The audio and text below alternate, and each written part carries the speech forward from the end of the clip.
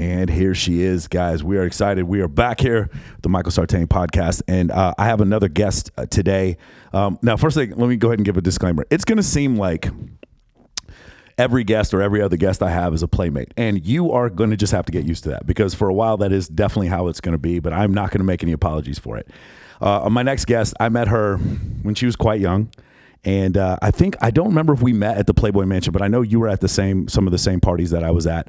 And your journey is very interesting to me, so I wanted to talk about it today. It's Miss Tahlia Paris. How you doing today, honey? I am doing amazing. It's really hot here in Vegas, but doing good. It's like 105 in the middle of the night. It is very, very hot. Yeah, you got to keep the AC on 24/7. It's killer out here. Yes. So Tahlia, I'm really glad Tahlia is here because she's involved in a lot of things. But one of the things I wanted to talk about is when you and I first met, you were, let's be honest, like you were 19, and I knew you were. You told me, and we were going to clubs together. And but first of all, I was not the one getting her in. She was just going in like that. And I always made the joke to you that I was like, when you turn 21, you're not going to give a shit about any of this stuff. You're going to be like, man, I'm 21. Comp dinners. Who cares about this? I'm not going to San Tropez. I'm done. I don't care. No, honestly, I have been doing the stuff that I'm still kind of doing to this day since I was probably like, I think 17. And I think we met when I was like 18. Let's say you were 19. Okay, maybe I was 19. Let's tell everyone that you were 19 when we met. I was not 18. I was 19. But no, I've been, I don't know. I've always been kind of more mature for my age, and I've always hung out with people who are a lot older than me. So yeah, I definitely had the whole fake ID, and I was out and about, and I did lie a few times about my age. Like people would be like, how old are you? And I'm like, oh, I'm 22, and really I'm like 19.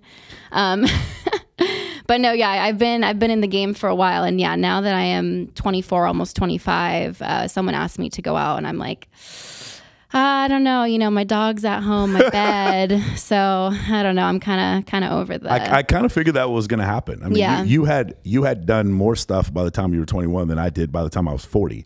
Yep. And it was a very different experience. So you're also, I will say this, and I'm not going to say which club because I'm going to get somebody in trouble. You're the only girl that I've ever met that was under the age of 21 that had a nightclub throw their birthday party. I've never seen that before. Yeah, I actually hosted at nightclubs. Well, there was a few times, like I hosted and stuff at nightclubs when I was, I think 19 or 20, but like I had to wear like a wristband and stuff like that, or put like the X's on my hands. So like they knew I wasn't 21. But of course I was obviously low key drinking in the bathroom and stuff. So I know, super bad, but, yeah, now that I'm older, it's just like, it's all the same stuff. So I'm just kind of over it at this point, honestly. And yeah, I've been over it since I was even like 20. Like I did it 17, 18, 19, 20, and then just got over it. And you lived in LA back then. Yeah, I was living in LA, which was so easy to get into the clubs, by the way. I had a lot of promoter friends that seriously getting into clubs in LA, I didn't even think I needed an ID. Like I would literally just walk in the door. They'd be like, oh, like, what's up? Vegas was a little bit more of a different story. Yes, it was. Oh my gosh. I've had so many fake IDs taken away in Vegas. I've gotten in so much trouble. There was a few times where I got in like a fight with the bouncer, and they're like, this isn't you on the ID. And I would fight with them, and they're like, okay, like I'm going to go get the police. And I'm like, no, please don't get the police. And then at that point I leave. But no, I was super just like, yeah, in the scene since I was super young. Now you are already doing, I guess it would be 2016. You're doing Playboy Cybergirl. So I won Cybergirl of the Year when I was 2017. Yeah. Right. So in 2017. So I was 20 years old when I won. Okay. Which I was very surprised that I had won because the interviews and everything were actually in Las Vegas. And all the girls, of course, were 20 something. They were, I would say, at least 25 and up. And so I was the only 20-year-old. I wasn't 21. So we did a lot of events and stuff where we would go out and go to like nightclubs, and I couldn't go. And so I remember there was one night I tried to kind of like sneak in to one of the nightclubs, and I got recognized from somebody who worked there, and they pulled me to the side. I was about to walk in. I think it was like Omnia or something. And somebody who worked there pulled me to the side, and they're like, you're not 21. Like, you cannot go in. And I was like, no. And I was so upset. I was like, I feel like there's no way I'm going to win Cybergirl of the Year now, because part of Cybergirl of the Year is how you are in public and in person, and how, you know, at the nightclub, how I represent myself and how I represent Playboy and everything. So I was like, shoot, like I feel like I kind of lost my opportunity because I'm not 21. And when I got that phone call that I had actually won, I was like, oh my gosh, like I guess it doesn't matter. And I think I'm the youngest Cybergirl of the Year to have ever won. So wait, you did your pictorial? You were 19 when you did my very first pictorial. I was 19. Yeah. Where were you? Where was it? It was in LA at this beautiful, beautiful mansion in Malibu with Holly Randall, who is amazing. She was the photographer. She was the photographer. Yeah. My first nude shoot ever. So, it was super comfortable, and she, like, her whole crew, like everybody, it was just the most amazing experience. Like, I wanted to be in Playboy since I was, I think, 12 or 13 years old. I was very young, and I always told my mom, I'm like, I want to be one of those girls. And so she's like, okay, like whenever you turn 18, like if that's still what you want to do, I'll help you out, help you apply. And literally the day I turned 18, I applied for Playboy online. And I don't even know if it was like legit or not. I just found some like website. I was like, whatever, I'll just send in these pictures. And I think this is how you apply, but I don't really know. I didn't know anyone. I was living in Santa Barbara, so I wasn't really in the LA scene yet. And I just applied, and I got an email back from Sam Rima and Kim, and they're like, come in for an interview. So yeah, it was just one thing after another. It's funny. That's about the time I met Sam and Kim. And I was applying to try to get a job at Playboy Radio at the time. Okay. Yeah. I was trying to get them to have me and CJ do a podcast together. And I remember meeting you. That's around the time that I first met you. So now you're 19. What's the first time you go to the mansion? I was actually 18. So I got Travis, my first is this story shoot. getting better or not? It's getting exciting. Keep going. So she's 18. She's going to the Playboy mansion. Go ahead. So my first shoot was 19, but the first thing I ever did for Playboy was when I was 18, and I was a body paint model at the Midsummer Night Dream. Which year was this? So I don't know. 2015. Sounds about right. Yeah. I was 100%. I was there because I hosted a bikini competition with Crystal Hefner, and she invited me to go that year and the year after. Yeah, I definitely remember that. Yeah. So and you do realize that whole evening is going to be probably in Bilzerian's book. Oh, really? Because he was there too. I actually remember meeting him that night, and I have a picture, and it was so cool because I had never done anything like that in my life, obviously. So I was 18 years old, first time at the Playboy Mansion, and I met so many people, and I actually have a picture with Dan Bilzerian. Me too. I didn't really know who he was back then, but everyone's like, he's a big deal. So I'm like taking like pictures, like totally like fangirling, like not even knowing.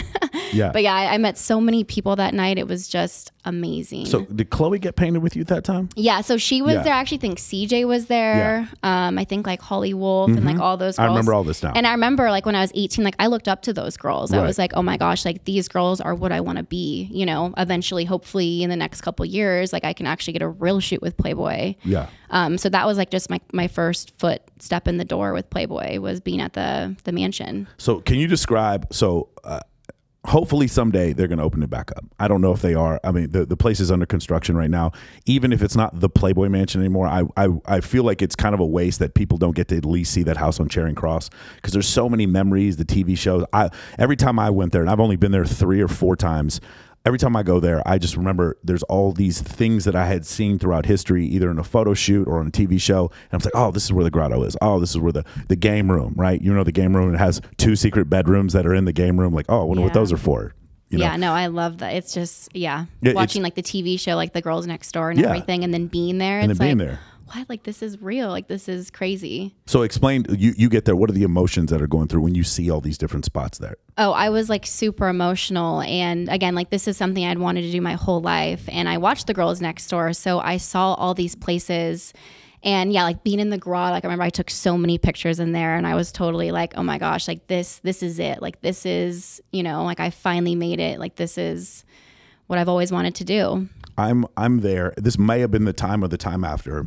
I'm watching Bill Maher and like Pauly Shore have a conversation with each other. And the grotto is to my left. I look over in the grotto and then there's these people like clearly having sex in there. It's like 2 groups, two couples in there having sex. And I see the security guard walking over and I'm like rubbing my hands. I'm like, oh, he's about to get these motherfuckers. And Travis, you know what the security guard says? No, what he said? He goes, would you guys mind going in just a little bit further? just a little bit further. And I was like, what? That's it's like amazing. he didn't try to stop him or nothing, man. It was just so out in the open. I definitely saw when the room with the pinball machines, the game room, right? Yes, there's a bedroom in there, right? I don't think I knew that. Is it like hidden? It's hidden. So it's like it's almost like a wall panel.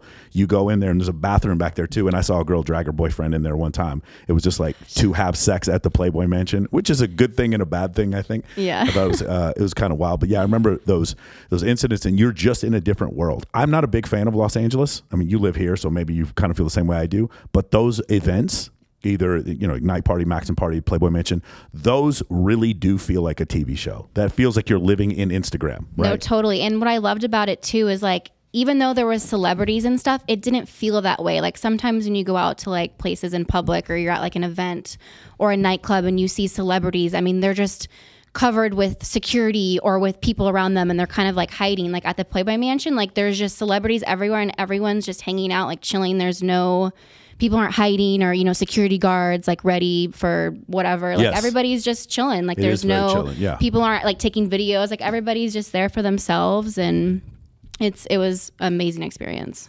One of the things I also noticed is when I was there is everyone's really nice to me. And they weren't nice to me because of who I was. They were nice to me because somehow my brown ass got in the Playboy Mansion. And they were trying to figure out who I was or how I got there. And until they figured it out, everyone was really nice to me. Yeah, no, I thought that too. I'm like, okay, like I feel like everybody is somebody, so you have to be nice. Yeah, I tell that to people all the time. Like when you talk about going on like the Marquee Sky Deck at EDC, or if you go on stage at Omnia, or if you go on stage at XS or something like that, any of those things, if you go on stage at Ultra, when you go to these places, a lot of people, the reason why the ticket prices are so high or those places are so exclusive is when you get there, everyone thinks you're someone. Yeah. Right? You're imbued with status even if you don't have it. Now, you are Tahlia Paris. You aren't imbued with status. You're just really pretty. Wherever you go, if you go to Walmart, you're imbued with status. But for normal people like me, when I go to places like that, the way I'm treated is just shockingly different to me because everyone thinks that I must, you know, host a podcast or something, and they're just so nice. It's just really interesting. So now you do that, and I'm just going to point out one of the attributes about Tahlia Paris that a lot of you may not be aware of. Some women are like, oh my God, I'm going to pose for Playboy, so I'm going to make an exception, and now I'm going to pose nude. This is an exception for me. This is something I wouldn't normally do, and I would not pose nude for anyone else. In fact, I don't think that, like, say, for instance, Lindsay Palis, I think she's posed nude for Playboy, and that's about it. I don't think she's posed nude for anyone else. I don't know what she's done on OnlyFans, but I don't think she's posed nude for anyone else. Tahlia, I think it's a struggle sometimes for you to wear clothes. I thought you were going to do this podcast implied. I was like, there was a part of me that thought you were going to hold your hands over your boobs the whole time and do the podcast, which I wouldn't have stopped you. It would have been really funny, and it would have looked really cool on YouTube.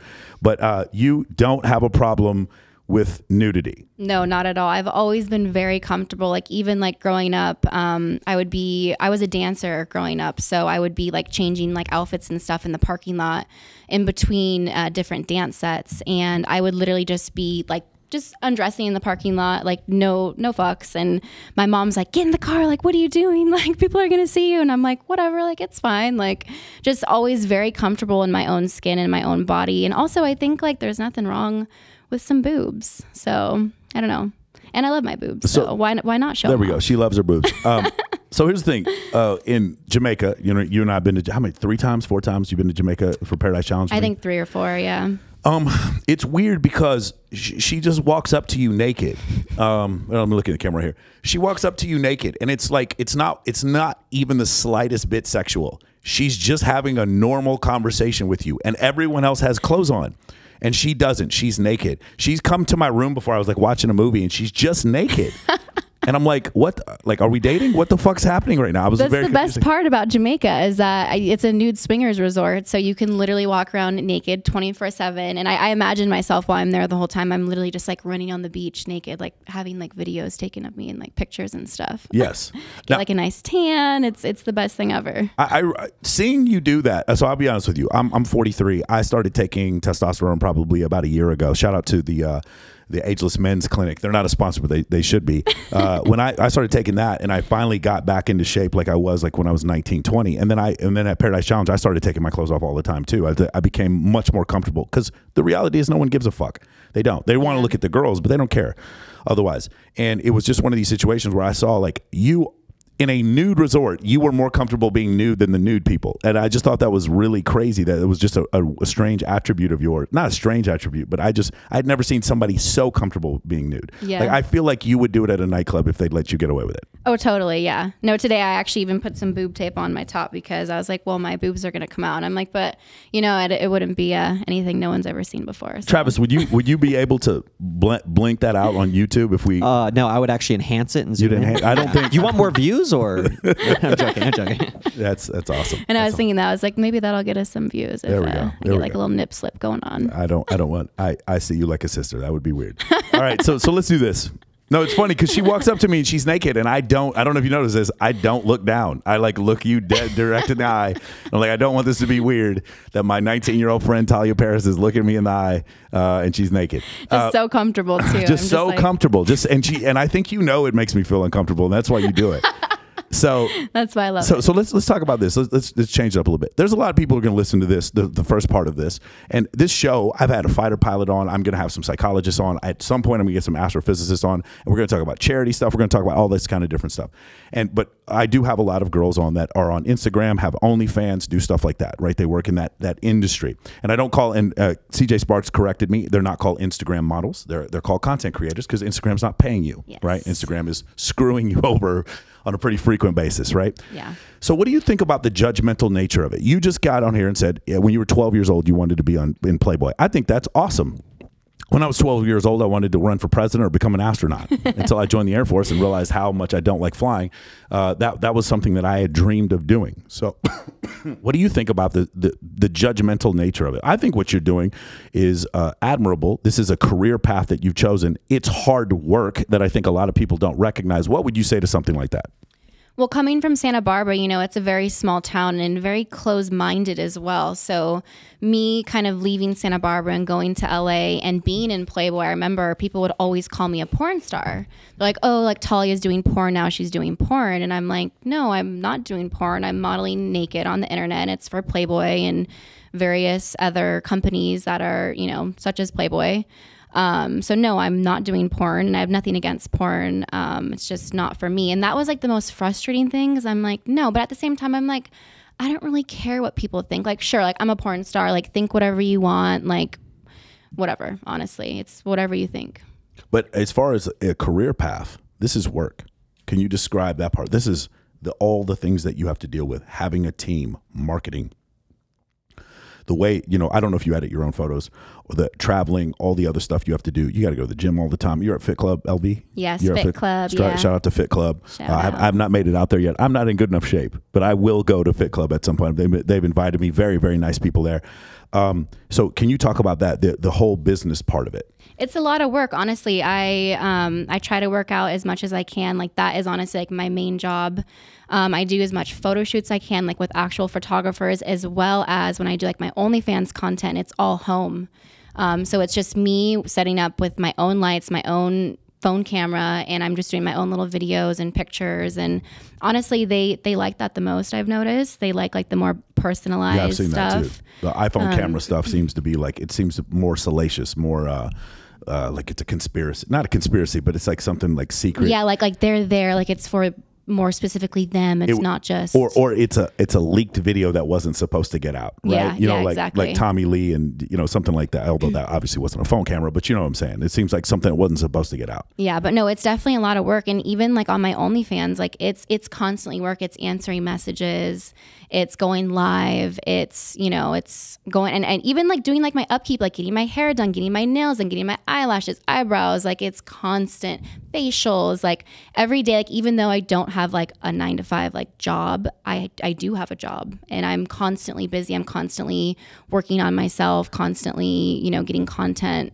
So it's totally like a full time. It's funny. You lived in LA for the first 5 years I knew you. Yeah. You live here now, and I see you less now that you live like 10 blocks away from me, because I think you work more. I think I've been working a lot more, and also I think too, since the pandemic, like I am even more of a homebody now. Like I really just love being home. Like it's very rare that I step out now, unless it's like I'm like getting paid or Okay, hold on, wait. So Travis, you hear what she's saying here? So before I'm 18, I'm 19, I'm going to the Playboy Mansion. Fuck yes, I'm so excited. I'm in it for the love of the game. Right. Mm-hmm. And now it's like, I'm not going out unless I'm getting paid. That's what I'm saying. I got to do it for a check. By the time she's 24, she's like, I got to get paid before I go out. And there's nothing wrong with that, by the way. That's awesome. That's awesome that transition. But I see this with a lot of people, right? Where it's like, because you had so much of it offered to you. I personally, I would be 55 years old. I would never get tired of going to Playboy Mansion. But I understand for some people, they're like, oh, well, I've done this before. So it's kind of a different situation. You and I know each other because of several charities. I believe you've been to Smash Global. I have once before, yes. I actually remember they had an event, and I think it was like a workout event or something, and everybody was in workout clothes. That is the Model Citizen Fund. Oh, okay. You came to the Model Citizen Fund for Dan's birthday, Dan Fleischman's birthday. Shout out to Dan Fleischman. He's having his birthday party on the 29th of August, and I was going to invite you to that too. Ooh, I don't know. Yes. No, but I was so embarrassed because I showed up, and I remember me and my girlfriend that I was with, we had on these like nice dresses. Holy shit, I remember this. Yes, and then everybody else was in like workout clothes, and everyone's like looking at us like, why are these girls in like gowns right now? Did you smoke before that? No, I don't think I smoked back then, honestly. I remember either you drunk or smoking or something, but you came up to me and you were like, I can't believe it. I was so embarrassed. That's okay. I absolutely remember this now. And I have video of it. I absolutely interviewed you. I totally remember that day. Yeah, we were all wearing workout gear. So yeah, this one's going to be a pizza party that he's doing. It's like the world's largest pizza party. So maybe I should wear some pizza or something. Yeah, you could. If you wore pizza, I think nobody would have any problem with that whatsoever. Smash Global, the MMA one. You remember coming to the MMA? Oh yes, I did do that one as well. That was really cool. I like UFC and stuff like that. So fights and stuff are great. So people who don't know, Model Citizen Fund, they build backpacks for people who are for orphanages. They build backpacks for women from domestic abuse charities, and then they build backpacks for people who are homeless. When I say backpacks, these are backpacks that have instruments to survive, everything from like a shelter to shoes to all kinds of stuff like that they put in the backpacks, and then the influencers will actually go out and give these backpacks out to people. So it's extremely practical. 100% of the money from Model Citizen Fund goes to putting these backpacks together, and it is Dan Fleischman who puts that whole thing together. He's doing his birthday party on August 29th, and 100% of the proceeds, he's going to match everything that he makes. All that goes to Model Citizen Fund. So that's Model Citizen Fund. The Smash Global, that is one where it's an anti-bullying charity that you guys would come and support, and we'd sell tickets for that, and it would go to an anti-bullying charity. There was also another charity. One of the anti-bullying charities was actually an MMA gym where they would actually give MMA instruction to inner city kids and stuff like that. So I thought that was terrific. And then obviously Babes in Toyland is the biggest one that we do. Yes. We do it every year, 3 or 4 times a year, and that is either for the Downtown Dog Rescue, Operation Blankets of Love, the Midnight Mission, or we may be doing one for the Stray Cat Alliance. We did one for the Shade Tree here in Las Vegas, which is a domestic abuse shelter. The main thing, and when I interview you, this is part of the reason why, is because you can get a lot of eyeballs to a thing. You and Lindsay Palas and Abigail Ratchford and Emily Sears and CJ Sparks and Kylie Myers and Sarita Natividad, and I can go on and name another 70 more girls. You guys have a superpower. And the superpower is it's not just that you're pretty, because in 1985 a pretty girl was pretty and she could go out to a club or whatever, but she was just the people she knew. You guys can reach millions of individuals, and you use that superpower in order to raise money for different charities. Can you talk a little bit about that? Yeah, so I've been involved with Babes in Toyland, I think, since I was 19 or 20 years old. I actually remember the first time I went, I had a problem getting in because I wasn't 21. I remember that as well. So I think I figured out how to get in through like the back door or whatever. I wasn't able to walk the red carpet or anything, which I was super bummed about. But yeah, I've been involved with it now for 4 going on 5 years, I think. And it's just so amazing to see, like the very pretty girls coming together for such a great cause. And yeah, it is much more than like just these pretty girls. Like we are all coming together for, raising money for different causes. And like you get to meet so many people. Like there's so many different people that I've met, like whether it's companies that I've worked with or whatever. And yeah, I've always loved doing the Babes in Toyland. So we're going to get dressed up anyway.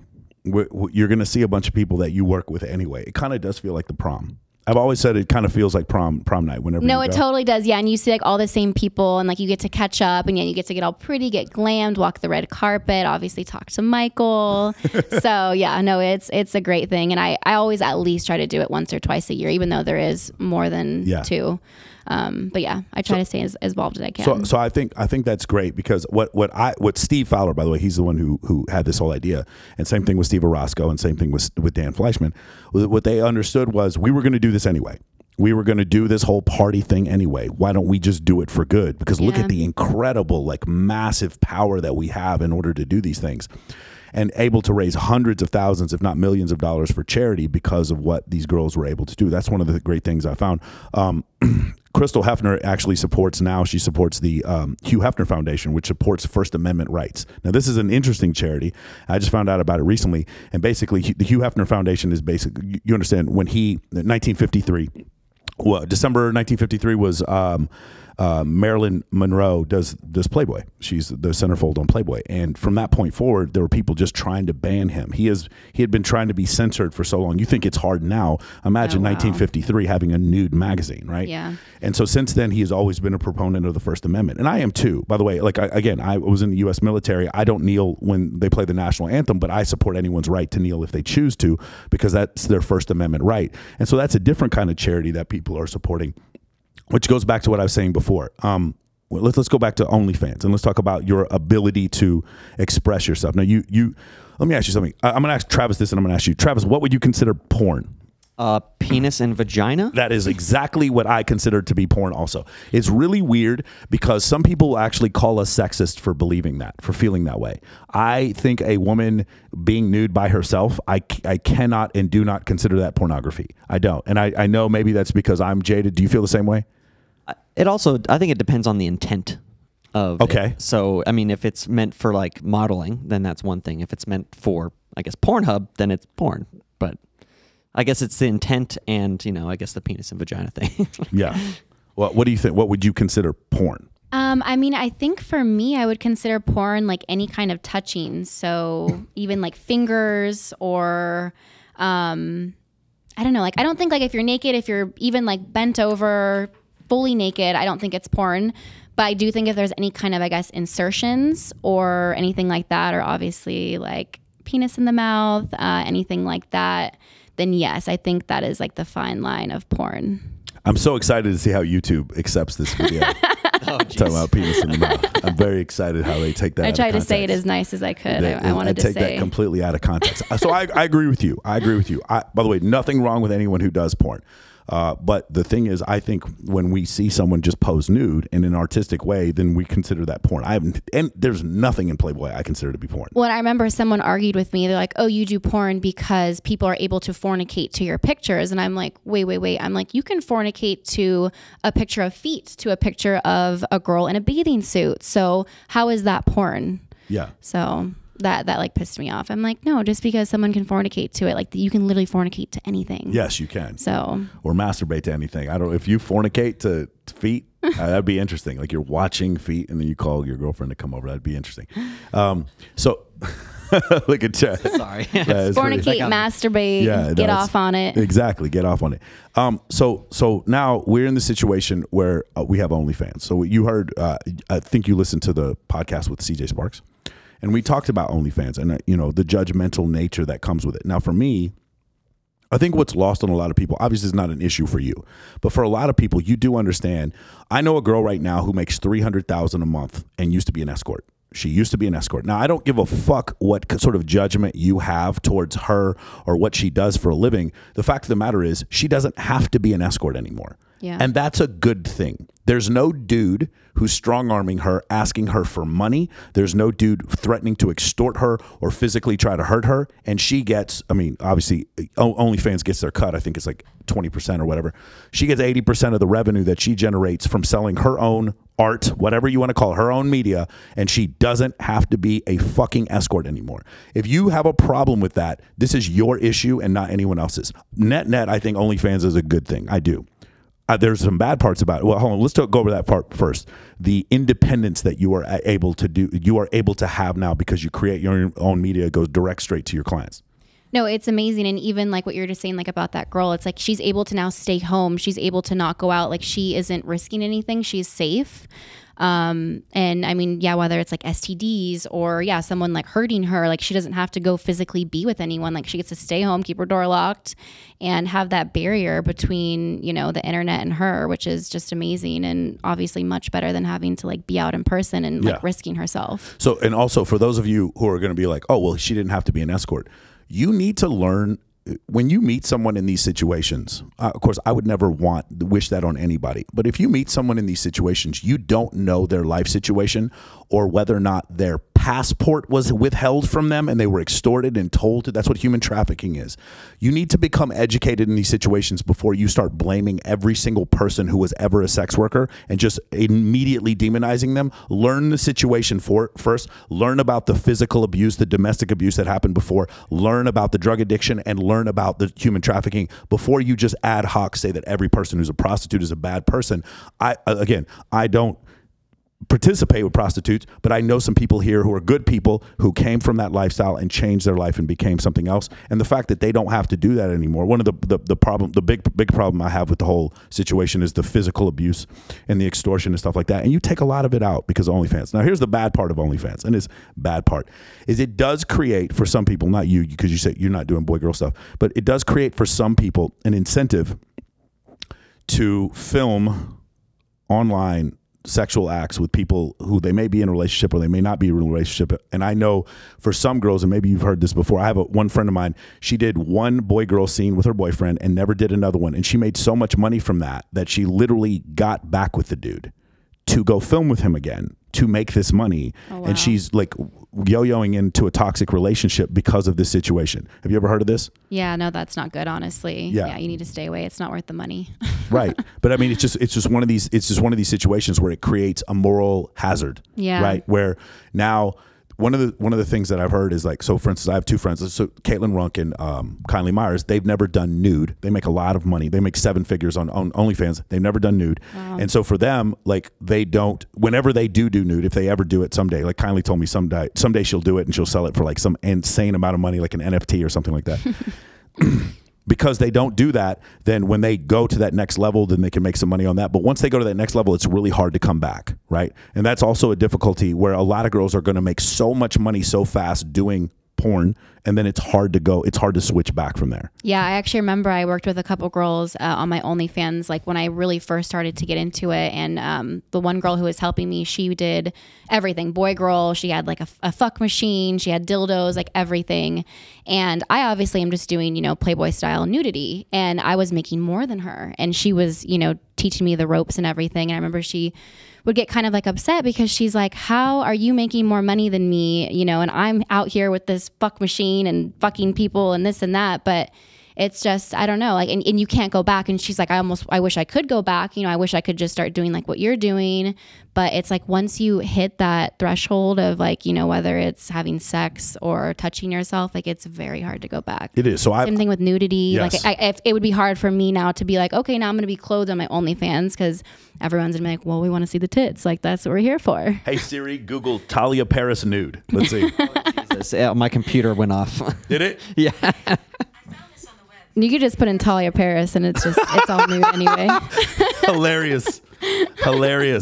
Okay, cool. I mean, it's all my Playboy stuff though, so it's all high quality. It's good stuff. Absolutely. So, and the other thing is, you look like your pictures. I'm just gonna be honest with you. You do. Thank you. Which is why I love hearing that. I remember like when I first started stepping out, people would tell me that they're like, wow, like you actually are just as pretty in person, if not prettier. And I'm like, wow, like thank you. Like that's really good to hear because I have met a few people where, online they're very pretty and then you meet them in person and you're like, oh, that's not what you look like. And shout out to Las Vegas because all those people you're talking about, they live in LA. That's why you got to be careful with the Photoshop. Like, trust me, like, of course, every girl, like, smooths up their pictures a little bit, takes it in a tiny bit or whatever, but you can't do it to the point where it's like when you step out in public, people are like, she's not that tiny or her ass isn't that big or like she has a ton of acne or like whatever it is. Like, you have to be careful. Is that why you moved to Vegas, by the way? For what? But well, see, the thing is, I said this before to CJ, I was like, in LA, you got to look good on camera. In Vegas, you got to look good in person. Oh, I didn't know that. Yes. That's very interesting. Because you do. There's no way you can't get hired at Wet Republic or Marquee or Encore Beach Club if you just have good pictures on Instagram. Yeah, all the bottle service girls, yeah. Correct. So like, I love this place because you can't fake it. You can't fake the bill for the 10K minimum a dance floor at Omnia. You can't. You got to pay the bill. Otherwise, you got to stay home. If you're out editing your pictures like that, you can't step out. And you can't get hired at, like, I don't know if you guys know Masha Diduk. Masha Diduk looks like her photos, right? She's 6 feet tall and she looks like her photos. If she didn't look like her photos, she wouldn't. Like, Masha could get hired at any pool in the city. She would just wave her hand. I'm exaggerating. Masha's probably gonna get mad at me for saying this, but like any pool in the city is gonna hire her because she looks like her photos. Other girls come here. 7,000-8,000 girls will come here every year they'll line up. They used to be outside of LAX, which was inside of the Luxor. They would line up and they would, I don't know where they do it now, but there's these major auditions that they do. You will wait for 17 hours to get an audition. They make you stand on a box. There's these lights that shine on you. You're in your bikini, and then they start asking you questions about being a bottle server. Very, very difficult. Yeah, wow. And you have all that. And then from there, then you go to Wet Republic, and every girl there looks like an Adonis. Every girl there looks like just ripped abs and just incredibly, like, perfectly fit. Yeah, and you bodies. wonder where they come from. Yeah, the girls at Wet Republic, it's just insane. Like, if there was a squatting competition amongst every nightclub or day club in the entire world, Wet Republic would win the squatting competition. Oh, for sure. Squat and deadlift competition amongst cocktail servers, they would win. Yeah. But I mean, it's one of these situations where it becomes very difficult. And so now you move here. Now I have a question, because you have let me see what's the best way to see it. You are aware of several relationships I've been in, and I'm aware of several relationships you've been in. We're not going to talk about anything specific, but the hardest thing about dating Tahlia Paris is what? I don't know. I would just say the hardest thing is I really like honesty. And a lot of these guys in LA, Vegas, and honestly, LA and Vegas, it's the same people. Like if you're in Vegas, if you live in Vegas, you're in LA constantly. If you're in LA, you're in Vegas constantly. Like you're back and forth, girls, guys, whatever it is. I've dated people from both, and just honesty is so important to me. And also like, I hate when someone tells me like, oh, like I'm going to call you like when I get home tonight or whatever it is. Yeah. And then they don't do it. Yeah. Like that would piss me off so bad. Cause it's like, whether they're out with like their friends or whatever it is, it's like, okay, just like call me when you get home so I know that you're home.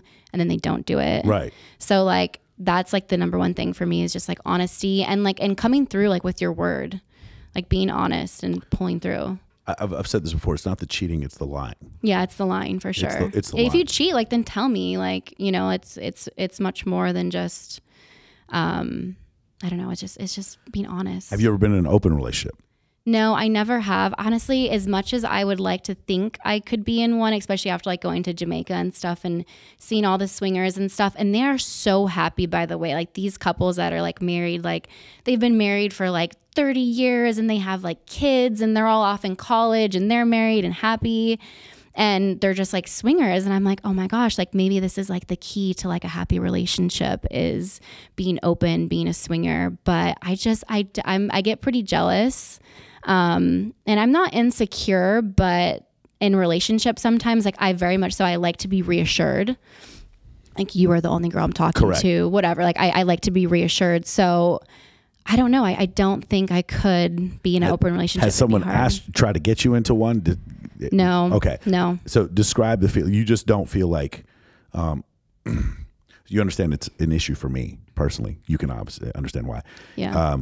I host Babes in Toyland, or I host a bikini competition. Whoever I'm dating, they're either really comfortable with it because they like girls, or they're not comfortable with it at all because they just don't like the situation. And all my female friends are totally fine with it because we're not dating. Yeah. You understand? So it's easier for me to be friends. But you just would not be able to do that at all. I think someone like you, I would just have to be involved. Like it would have to be like, okay, like I know, like, and I would have to trust you, obviously, which I know trust is earned. But I think at first, yeah. And especially if I wasn't like involved in the same scene, like say like I wasn't a model, I wasn't going to these events, it would be very difficult for me to date somebody like you. Oh, great. But because I am into it and I know all the same people and stuff, it's like, okay, like first of all, if he does something, I'm going to hear about it. So like, we're all like, you know. Isn't that the craziest part? Because we're so in that scene, I know about my friends cheating on each other, and they don't. That's what I love about Vegas and LA too. Is it's like if you're dating someone, like you might not hear about it today or tomorrow if they're cheating on you, but like you're gonna hear about it. Like bruh. It's so small. It's all the same people. It's you're gonna hear about it. So the hardest part about dating you would be what? The hardest part, and also I would just say is being secure. The hardest part. My ex-boyfriend it's been like 4 or 5 years, but one of the main things why he broke up with me was because I won Cyber Girl of the Year. And he actually told me, he's like, if you win Cyber Girl of the Year, he's like, I'm going to break up with you. He's like, I don't want to do this anymore. And it's funny because when we first started dating, he thought it was the coolest thing. Like I had just gotten my first shoot with Playboy. We had just started dating. I'm like, oh, I have a shoot with Playboy. And he's like, oh my gosh, like my girlfriend, like she's so hot. And now she's going to be a Playboy model and it's so cool. And then as time went on, he started to get less and less secure. Yeah. And I don't know why, but just something hit him and he was very insecure. And then it drove me crazy. And I'm like, you need to like let me kind of do my own thing. I need to go to these events. So let me ask you something. The two of you had not been with anyone else. No. Right? Okay. And you were comfortable with that rule and he was comfortable with that rule until he wasn't, right? Yes, yeah. So and let me ask you something. You'd be comfortable with that also, right? If your man did something where he was around a lot of women, as long as he was not having sexual intercourse with the other women, you'd be fine with it, right? Or some sort of deep emotional relationship also, right? Yeah, no, as long as you're just being respectful to me, you know, like even like little things, like if you're like out like flirting and stuff, because it's just like, then it would look bad on me. And it's like, oh, isn't that Tahlia Paris's boyfriend like flirting with that girl over there? Like, it's just like a respect thing. And you had the respect thing for him, even though you won Cyber Girl of the Year. Did he feel like you did something disrespectful? Because this is always a question for me. To me, it's like, if I'm dating a model, because I've dated, believe it or not, I've dated models who go to Greece, they shoot nude or implied or whatever, then they come back and we're still dating. And I know a lot of guys who would never fucking allow that in a million years. I have driven girls that I've dated to photo shoots where they're going to shoot nude. And I'm like, all right, babe, have a good time. Hope everything goes well. Yeah. And I talk to my guy friends about it and they're like, no fucking way I would ever do what you just did, right? And it was like, she's not sleeping with anybody else, so I don't care. Is that the rule you had with him? Yeah. And that wasn't good enough. No, yeah, it wasn't good enough. And I was very loyal to him. Like I remember I had just turned 21 when we were still dating. Like I came to Vegas and even like I was out and about, of course. I remember all of this now. I remember all of this now. Yeah. So I was out partying and stuff because, you know, I was legally 21. So I was able to use my real ID instead of my fake ID. But I was very loyal to him. I would never cheat on anyone because to me, it's just like, then don't be with that person. Like literally break up with them and then go hook up with whoever else or do whatever else. I've never understood cheating, honestly. So I was very loyal to him. But honestly, the fact that he was so insecure, it almost drove me to like want to. Like it made me kind of like hate him. I'm like, I don't want to be with you anymore. Like I want to go break up with you and do something else because you're like making me crazy. It's really interesting. So I've noticed a couple things. This is going to be anecdotal. Again, I can't prove this. I don't have any math behind this. But I have never seen a girl in a relationship with a guy, then she gets a boob job, then she stays with the same guy. I've never seen it happen. Have you? Really? I don't know. I'd have to think about it, but I don't think so. I've never, ever. A guy pays for the boob job. They always seem to break up afterwards. There's a lot of people listening to this right now like, oh, shit, right? What happens is, what I've seen is the guy, all of a sudden his company goes public, or the girl, she ends up in Playboy, and now there's a difference in average status between the two. Whereas for a woman, her status is a lot of things, but mainly it is her physical appearance, especially when she's younger or when you first meet her.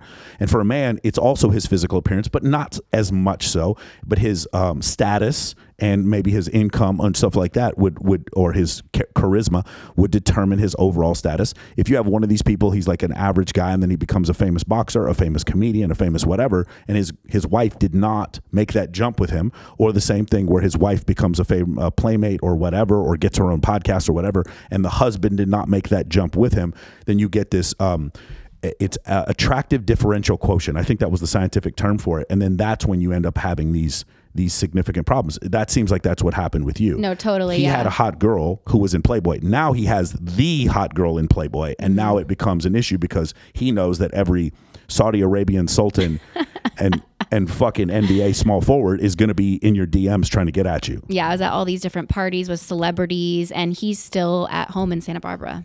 And you couldn't bring him. That's the other thing. And I couldn't bring him. So this is the other thing with me. It's like when the girls are when I'm seeing somebody and they're like, oh, I'm going to go to this party. I'm like, yeah, I know. I was already invited. You know, it's like, it's not, it's like, oh, you're going to the Playboy Mansion? I'm like, okay, I'll see you there. Yeah, I'll be there too. I'll be there too. That's nice. So that was the thing that made it easier for me. But then I see my guy friends and they would just be like, dude, how do I get into this? What's going on? And a lot of times I'd be asked to spy on my friends. I'm like, bro, I'm not going to do that for you. Yeah. But that would happen frequently. And then most of my guy friends meet their girlfriends through me, and so I'm friends with both of them, which makes things really awkward when they break up, right? Yeah. That happens. That frequently happens often too. I'm sure you've seen situations like that before. Yeah, and then you're caught in the middle. Then you're kind of caught in the middle. It's the worst. Your favorite people in the industry to work with, photographers or models or groups or whomever? I would say my number one would be Holly Randall. She's just amazing in everything that she's done for Playboy, and even hearing like her mom's story and everything, Suze Randall, it's just amazing. Like it just runs in the family, the photography and everything. But other than that, I always love working with party like JZL, James, he's amazing. Girls on Glass, Keith, he's also amazing. Love their work, love working with them. Also Smolder Photography, Steve, he's amazing. He lives here in Vegas now, so I'm going to start using him I hang out with Steve every weekend now. He's so much fun. I know. I actually was out the other night and I ran into him and I was like, oh, what's up? Like, and then we ended up shooting the other day because we ran into each other. But yeah, so I have like a few photographers that I constantly stay working with. Oh, and then of course, Chris Applebaum with Eats. He is amazing. I was actually signed with a company that he was involved in a few months ago. And they were helping me with like my accounts and everything. And we were doing a lot of content. So once a month I was able to work with him, which was the most amazing experience. And I got amazing content that is just like, and I sold it for so much money.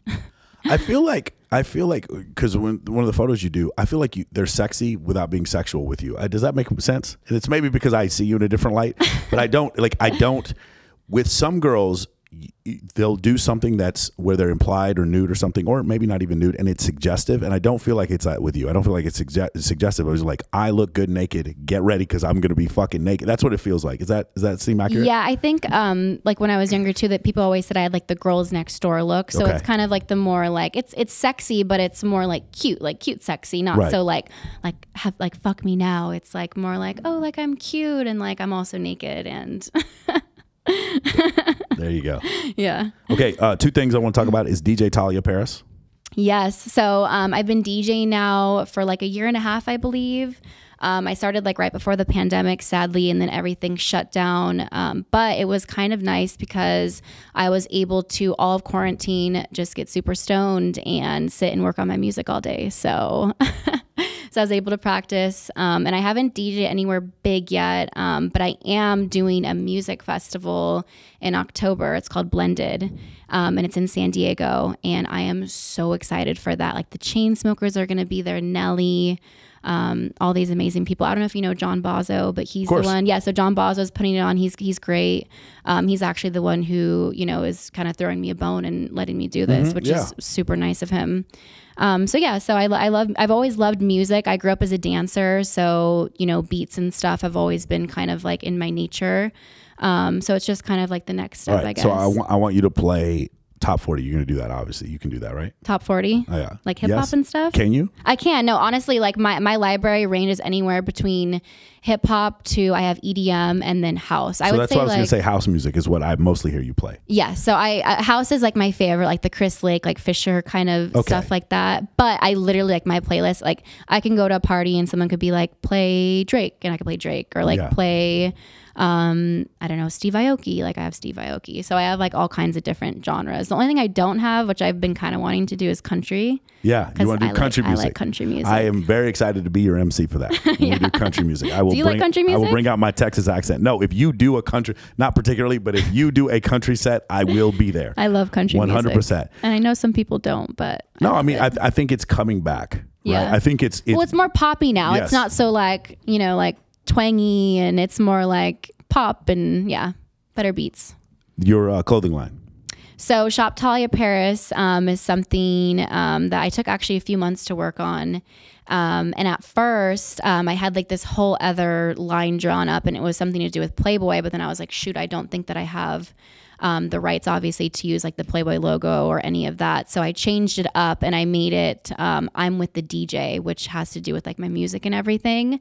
And it's kind of like an inside joke between me and my friends, because I've been to so many music festivals. I've been to so many concerts, and we're usually like backstage, so like me and my friends kind of like mess around. We're like, oh, like I'm with the band, or like I'm with the DJ, so I made t-shirts, and like one of them says like I'm with the DJ really big. It's kind of like a joke, but it's like, it's cute. Like, so let's talk about that a little bit. Stage life.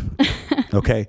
It's a different world. Yeah. Right. Because when I first moved here, I was like, every time I would get on stage at, wherever Hakkasan or XS, I was like, oh my God, I can't, or backstage with Surrender, EBC. Like, oh my God, or Marquis Skydeck at EDC. It's a different world. Everyone just seems to be happy, and everyone's looking around at everyone else, and you're kind of off your phone a little bit because you never know if Paris Hilton's going to step on your foot, or what's going to happen, right? But then right outside of stage life, there's a guy at a really mean looking bouncer, and he doesn't want to hear shit you have to say. and these people are like fighting to get in, and you're texting some guy who's like, oh, can you get me in? And you're like, I'm not sure if I can get you in. Can you talk about the whole hustle and bustle of that? So the screwed up thing is now, because I have been like backstage at Coachella, at Stagecoach, at EDC, at all these places, now it's like I go to any other music festival, and if I'm not backstage, it's like I can't even do it. I'm like, you're getting like pushed around, you know, and it's like there's too many people, and it's very different, and I'm very, I guess, spoiled in that way. And I know it's kind of like shitty to say, but it's just like it's so hard to like go backwards and appreciate, you know, being in like the crowd and stuff like that, because being on stage is just like the most amazing thing ever. Because you're seeing it from the DJ's point of view. Yeah, you're seeing it from the DJ's point of view, and you have room, and you can breathe, and you can kind of do your own thing, and it's so much cooler. Like I've been like at EDC where I'm like in the middle of like the walkway, and like everyone's like looking at me like thinking like, who is she? You know, like why is she? Yeah. Like, So for those of you who don't know, at EDC, at the some of the biggest places, there's a walkway that goes down the middle of the audience, and the reason why this is actually there for is for EMTs, so that they can get to people if there's somebody who collapses or whatever. There's no way for them to get through a crowd of 30,000 people. So there's literally a walkway that separates the right crowd from the left crowd. And so she's talking about walking down that walkway, walking in the middle. And people will look at you. I have found the same thing, and I do the opposite. At least once a month, I go walk onto the dance floor of some. Now, obviously, I'm a 220-pound brown man, so it's a little different for me. But I walk onto the dance floor at nightclubs, and I just stand there and like just be with this because I remember what it was like when I first moved here in 2011. I didn't know anybody. And sometimes I like literally, like my friends are like, why are we waiting in this line? Go tell your friends. I'm like, nah, I'm cool. Let's just wait in the line for a little bit. I don't want to be an asshole. Like chill. Like let's respect their job. Sometimes I don't mind waiting in line. Sometimes I literally will take my ass onto a dance floor and just remind myself like, oh man, this is what it was like. Whenever I go to EDC, I always go to the bass pod, which is the dubstep. All they play is dubstep and trap music, and I always get into a mosh pit. I get into a fucking mosh pit with a bunch of 18-year-olds, and we're just throwing our bodies around and all this kind of stuff. And then I go back to the Marquee Sky Deck, and everyone's like, "Where were you? Why are you sweating? And where are these bruises and this blood coming from?" And I was like, "Man, I went to watch 12th Planet in Flux Pavilion over at Dr. P." Yeah, and everyone's up there like with their like martini glass. Like, God, dude, it's like, why would you ever do that? This is so boring. I was like, "Come on, man, let's go to the bass pod." And I'm like, get the fuck out of here! I'm not going to the bass pod with those unwashed people. Yeah, you know. So it's interesting. I like to at least, not every time, but frequently, I like to just walk in the middle of a dance floor and just remember, you know, what this issue was like. And so, because I've been the same way. I always want to find some gratitude for it. Because you know what happens? You know what boredom is? Boredom is when you're not grateful for the fact that you and me don't live in the 17th century. Because life would be a lot worse for both of us, right? There ain't no antibiotics, you know, all kinds of racial and misogynistic stereotypes and all this kind of stuff. We live in 2021, where our biggest problem is, oh my God, it took me 4 minutes to get on stage at this fucking club. And can you believe that my Postmates was late? That's the thing that we're worried about. It's like, oh my God, I took the Johnson & Johnson vaccine. I didn't take the Pfizer one. What's wrong with my life? Those are the biggest things we worry about. So like the gratitude that we have to feel, just the fact, like, listen, man, look at this studio here, Sticky Paws. The fact, look at all these cameras that we have here, all these different angles. We can do this. Do you know how difficult it is even to do this in LA? And we're doing this here. You parked out in front of the place, and there's no, I know. This is so nice. It's just so great. And you like every day I try to take a step. And I look at my 2 cats, because I have 2 rescues, and I say, hey, man, if these cats would be dead if I didn't rescue them, let me be grateful for that. Let me be grateful for the fact that Tahlia Paris can come on, and we have a conversation, and I'm not trying to be weird or lascivious. I'm sure, like, there's some other podcast you could go on, they'd be like, yeah, what's this, and get really fucking sexual. But I know you like a human being, and so I try to have a different relationship with you, that I got a guy like Travis here, who's a really great producer, John Orlando, that I live in a city like Las Vegas. I'm grateful that a city like Las Vegas exists for us to have this level of abundance, and just how fucking incredible that whole thing is. Exactly. I want to ask everyone who's done this, because you've lived in both places, dating in LA versus dating in Vegas. What are the differences for you? Honestly, I would say it's pretty similar. I haven't dated too much in Vegas yet, because I'm still pretty like new here. But dating in LA, I don't know. Like, I remember one time I was dating this guy for a little bit, and I think we were on like the 3rd date maybe, and like we went to dinner, and we had gone back to his hotel room after, and he was trying to have sex with me. Shut the fuck up, girl. I know. Wait, hold on. Travis, a guy went on a date with her and tried to have sex with her. What? The audacity. So rude. He's supposed to get his paperwork done first. Go ahead. So like we're on like the 3rd date, and we went back to his hotel room. He's trying to have sex with me. And like, I still wasn't like feeling it yet. Like for me, it's not even like a number of dates or whatever. Like I'm like, oh, like I need like a minimum of 5 dates or whatever. It's more like if I'm feeling it or not. And so with him, like I wasn't there yet. And so he's trying to have sex with me and he looks at me and he's like, but you're a Playboy model.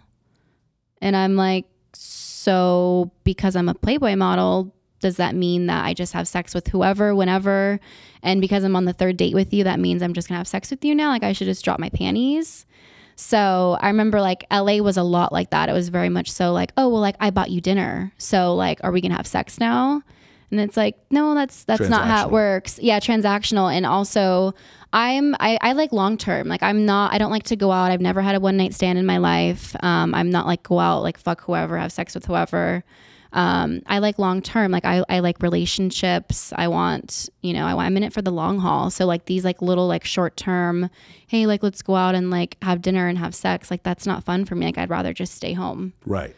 So it's interesting. So we talk about evolutionary psychology a lot on the show. It's one of my favorite things to talk about. Have I ever discussed this with you? Evolutionary theory? I don't think so, no. So it's the idea that Homo sapiens are about 300,000 years old.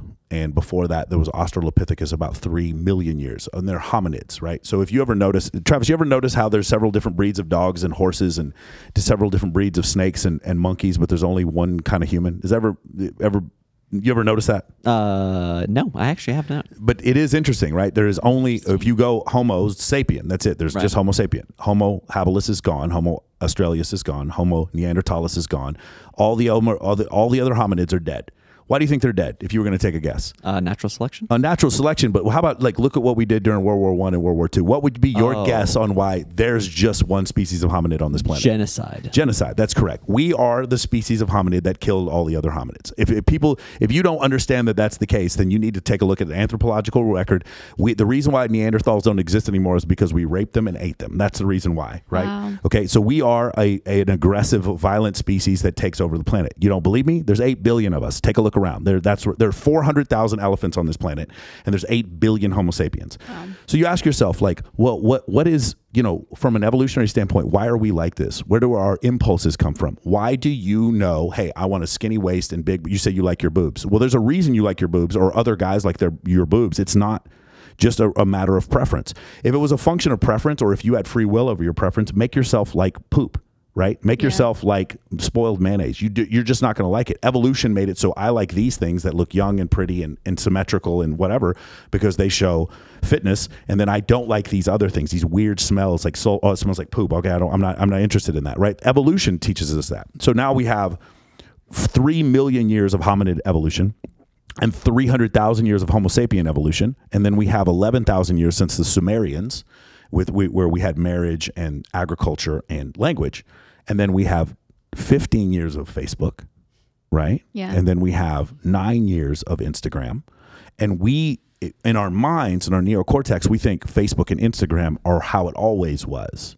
And we don't realize that we have 300,000, you have 40,000 ancestors who had to hunt for berries and try to fight to survive. So now you're in a situation where you're trying to find a person that you want to mate with, right? At some point, obviously, reproduction has to be important for every species. Otherwise, we wouldn't do it. And even though I don't think you're looking to have a kid anytime soon, and I'm not either, the fact of the matter is our biological impulses, I want to be with somebody who I could have a kid with, and you're probably looking for a guy, not necessarily you're going to have a kid with, but you could have a kid with, and that's what you look for. So you notice these aspects. You want someone who maybe, and for everyone it's different, but for some people they like someone who's tall, or a certain eye color, or a certain hair color, or a certain build, right? For men or women. And you find these things and you realize these preferences are not yours. They all came from evolution, every single one of them. And it leads to this really scary question. Is there any free will? All of this was decided by evolution. I personally think there is no free will. That's just my opinion, that all of it came from evolution. So now in your standpoint, let's go back 50,000 years. And there's a Talia's great times 50 grandmother. She's out there and she lives in, let's just say she lives in where Germany is now. She's like the Teutons lived back then, right? She lives there, and then she's trying to decide between a mate. If she picks the wrong mate and she has sex with the wrong guy, she's not just sleeping with some dude with a fake watch and a rented Lamborghini. She dies. Yeah. She fucking dies. No one wants to take care of this kid and her, and then she dies because she has to live in a very tight-knit culture. So now you now 50,000 years later, you're like, yeah, I don't want to have a one night stand. That's the reason why. Yeah. Do you understand? Sense. Yeah. But for me as a man, why I was telling this to CJ, I don't like one night stands just because if I like you enough to have sex with you, I want to have sex with you more than once. Yeah. For me, or as men in general, we don't have as big of a problem with the one night stand or as big of a problem with sleeping with multiple people, because from our standpoint, if we sleep with the wrong person, nothing happens.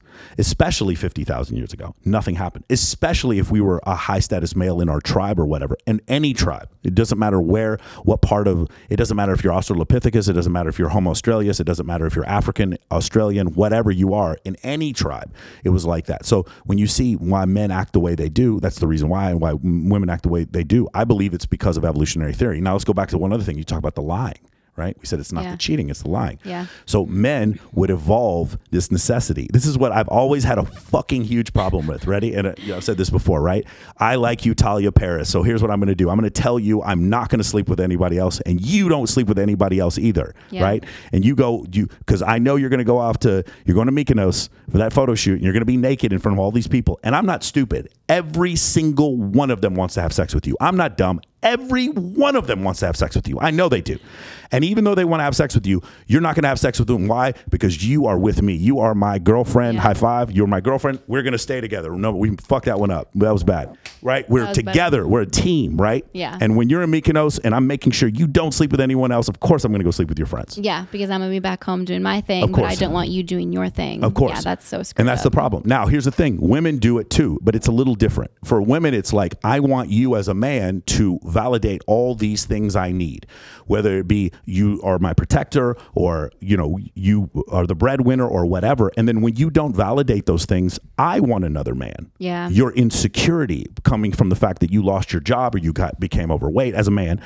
And now I want something different. So the thing is, one of the problems whenever I hear men and women discuss their dating lives is the issue is the men are the bad people or the women are the bad people. No, evolution made us both this way, and we are equally as bad, because if we weren't, then one of the two genders would dominate, and we don't. Obviously, one of the two genders doesn't dominate, because when we walk up to a nightclub, guess which one of us is getting in faster? There's no one of the two genders. No question. There's no question which one of us is getting in first, right? So not one gender dominated the other. Now, yes, of course. Is there a patriarchy? I do believe. I talked to Emily Sears about this. I do agree there's patriarchy. But for the most part, when I say from a survivalistic standpoint, one gender did not abolish or demolish the other gender. So because of that, that's why I think that evolution made us the way that they are. Does it make sense? No, totally. Yeah, no, that really makes sense. It's actually very interesting, because I'm always trying to decode guys, because I feel like sometimes their emotions are just so turned off and mine are just so on all the time. I'm like, how the hell? Like, we are just so different. Like, we are very different. So let's talk about that. So the reason why the number one libido hormone would be what? Do you know? No, what would it be? Testosterone. Okay. You do gain some libido from estrogen also. And as a man, I have on average 17 times as much testosterone as you do. And like you can, by the way, as you get older, some of those numbers get out of whack. Again, shout out to Ageless Men, Alvaro there on Wigwam. Shout out to Daniel. That you can control these things. Now in 2021, you can take an estrogen blocker, you can take testosterone replacement therapy, and you can fix these things. Like, I don't know if you remember what I looked like 5 years ago. I was fat. I was like, I had this little gut. I was hiding it underneath the jacket. I know I would hide it. Like I'm 20 pounds heavier now, but it's all muscle. Nice. And it's because I was doing this. And it's just such a huge difference that you can change that. And for me and my behavior, it was able to change because of testosterone replacement. For a woman, you can do some estrogen replacement, but I can't give you testosterone to make you happier. It just doesn't work that way. But as far as what you were saying before, like why we're different, 2 books I would recommend for you. One is called The Evolution of Desire by David Buss, and the second one is called Why Women Have Sex by David Buss and Cindy Meston. And the whole book is based on evolutionary theory. And when you look at evolutionary theory, you'll notice, here's the thing. Evolutionary theory is a theory. There's another theory called behavioral theory. That would be the idea that if I gave you a Tonka trunk when you grow up and I got a Barbie doll when I was growing up, I would grow up to have feminine traits and you would grow up to have masculine traits. Okay. And the reality of the situation is when we look at it in practice, it is not the case. You are a female. Your hormones are different, so you're going to want things that females want, and I'm generally going to want things that men want, just in general, not all the time, obviously. Yeah. And so we find that evolution has more to do with the way we behave than biology. I'm sorry, than behaviorism. So what happens is when I use evolutionary psychology in order to decide why did this girl do this?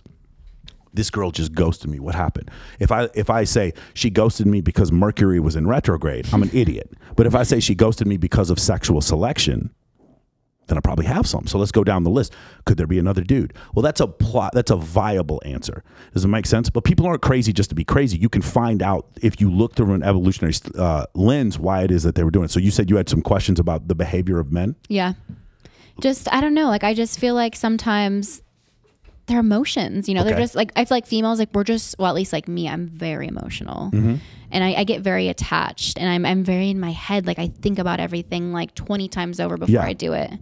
And I feel like with men, it's kind of just like, like whatever, like I'll just do it. Well, let me ask you something. The extreme part of that, do you ever feel like your feelings are facts? No. Okay. So I know that sometimes they're really crazy. Right. But I have crazy thoughts. Cool. Okay. So do you understand, like, that is a tenet of, like, say, bipolar or borderline personality disorder or something like that? These people have these strong emotions, like, I feel like she's abandoning me, therefore she's abandoning me, therefore I'm just going to go ahead and steal all the money from the account and slash her tires.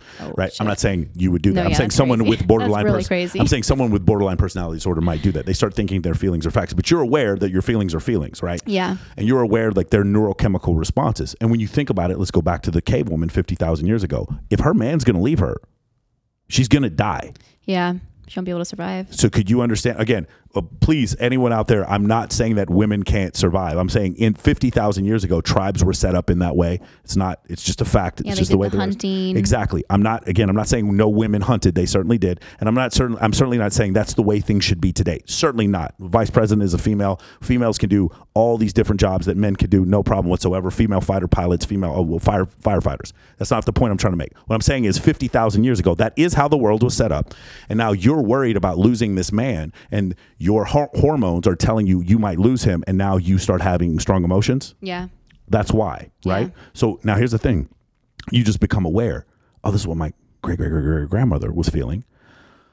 Take a deep breath. You become aware of the feeling, and then you can kind of move through it. Does that make sense? Yeah. That helps me, because as a man, we have strong emotions too, but they generally come from jealousy and mate guarding. A lot of people don't know this. There's a book also by David Buss called The Murderer Next Door, where he talks about why murders happen. 88% of murders, Travis, you want to get 88% of murders are what? For what? Anyone, you want to take a guess?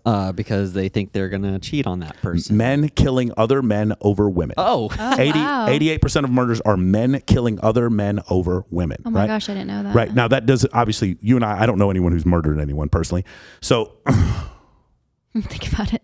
Let me think about that for a second. Yeah, I don't know anyone who's murdered anyone personally. So there's not a lot, there's fewer murders per capita now than any time in history. But at the time, that's why we have the murders. So you are worried about losing your mate, so you act jealous and you do all these kind of things.